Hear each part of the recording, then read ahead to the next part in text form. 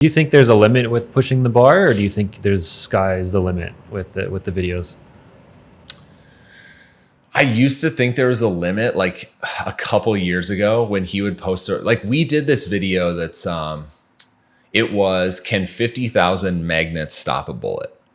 And so the video content was not great, but the concept was amazing. It was like 50,000 magnets on a wall. Can it affect a bullet or stop a bullet? And the video throughout the first like day did so well. I need to go back and look at the analytics, but I think it got like somewhere in like the 20 million views within the first 24 hours. To that point, we had never experienced anything like that. The video went on to get 60 million views over the course of a week, which at the time, this was like 2019, like him and I's minds were just blown at how crazy this video did on YouTube. And so I was worried back then that I'm like, where do we go from here? Like, how do you get more than 60 million views in a 7-day period? Like that's never been done on YouTube outside of music videos. And so it's like something that I worried about a lot early on. And now I'm like less worried about it just because like I know the videos being filmed. I know the scale of them. Like I know like what the next 4 months look like. But pretty early on, like I had that worry is like, how does this continue getting bigger? But now it's like after you do Squid Game and giving away a Chocolate Factory and some of the stuff that's getting filmed right now, I'm like, this bar is just going to continue to go up. Wow. I can't wait to see what's next. It's amazing. What's the craziest request he's had for you, or just the craziest idea you even heard from him? Yeah, I get this question a lot. What's the craziest request? There's a lot. I think the craziest one that I had a hard time wrapping my head around that ended up becoming Team Trees was I got a phone call from him and he pitched me on this idea about, and it was small. He was like, I want to plant 10,000 trees in 24 hours. I was like, okay, that sounds hard, but like the more people, the more trees we can plant per minute, like it should be not that complicated. And then the request became, okay, how do we plant 1 million trees in 24 hours? And I was like, okay, I don't know if that's logistically possible. And then that eventually became Team C's, which was raising $20 million to plant 20 million trees over the next 5 years. But the initial idea was him just wanting to plant 1 million trees by himself. And we started doing kind of just like the rough math of how many people per hour can plant trees. And so I've had a lot of weird requests like that kind of come from him where he has an idea and he'll probably call me with that idea and be like, how do we pull this off?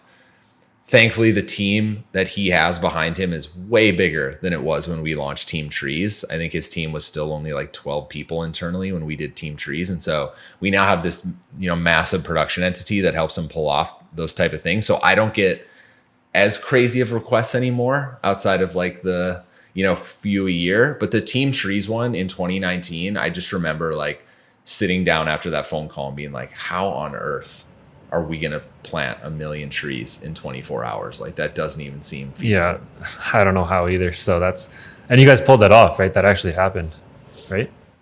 Yeah, we ended up raising about $22 million in 57 days. Wow. Yeah. And then we ended up going on and doing Team C's, which was the follow-up to that, which was $30 million raised over the course of 60 days. Yeah.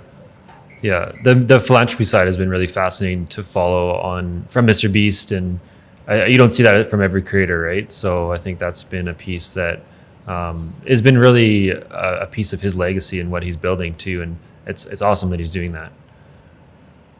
Mm-hmm. Next question is, so I'm not sure if you can say for this one, so feel free to pass, but I'm curious, like how much do brand sponsors pay someone like a MrBeast or a Dude Perfect? Does it really range? Are we talking like tens of thousands, or are these companies shelling out like $100,000 or $1 million for a video? Yeah, it's changed quite drastically from the donating $40,000 to Ninja video all the way up to we're trying to recreate Squid Game. So those deals have obviously gotten a lot better. I think the rule of thumb that you can find on the internet, and it's somewhat accurate, is you just kind of break it out on like a CPM basis. And most creators right now are getting anywhere between like a 15 to 25, maybe $30 CPM, which is the cost of, per 1,000 views. Obviously, like that doesn't scale. Like if you get 100 million or 200 million views on a video, like it's not like an uncapped brand CPM.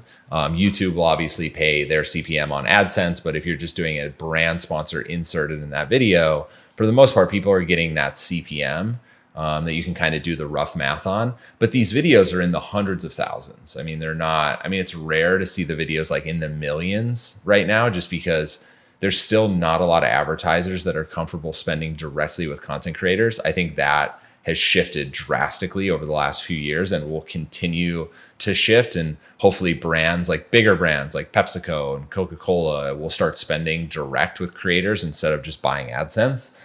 But yeah, I mean, the brand businesses have gotten significant for creators, especially the creators that can do over 5 million views per video. They're getting significant money on the brand sponsorship side. Yeah, crazy.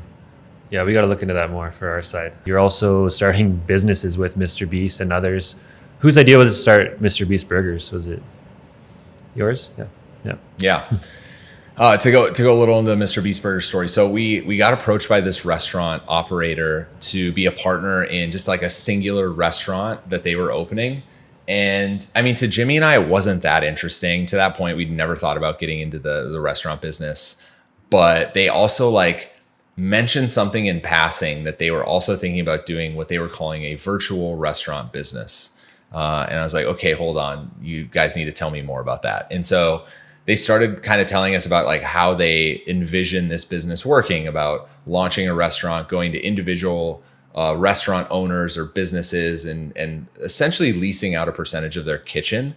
And so Jimmy and I found that incredibly interesting. I think, I took the first call and my mind ultimately went to a few things. One was, we're in COVID right now. A lot of restaurants are shut down. Is this an opportunity for Jimmy to launch this restaurant business that essentially propels and helps other restaurants make money during these hard times? That was like number one of the first thing that popped in my head. And number two was, how many restaurants can we launch on day one and how many people across America would be able to order this burger?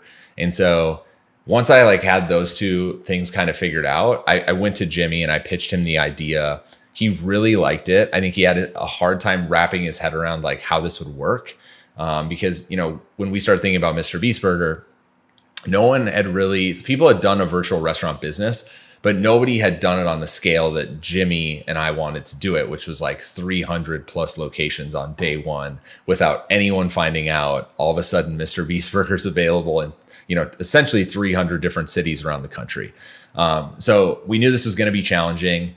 The second part of it, or the third part of it, was like Jimmy then had to come up with a viral idea to film a video for. And so we started kind of talking through that, and it ultimately came down to like, let's open the world's first free restaurant, which became the video we launched MrBeast Burger with. That's kind of how this all came together.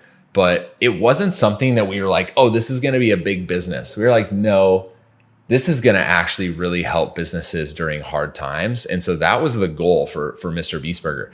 It becoming the business it is now was kind of just like a byproduct of us really caring about the company and wanting to do good. And now we have 1,700 locations worldwide. There's a lot of interesting projects going on with MrBeast Burger. We're actually announcing an LTO, which when this video comes out, the new LTO will probably already be announced because it gets announced tomorrow. And so there's a lot of stuff going on with the company. But I think for Jimmy and I, we had never really envisioned how big this could be until we launched the business. And then a couple weeks later, we were like, holy cow, this is actually catching fire. Yeah, no kidding.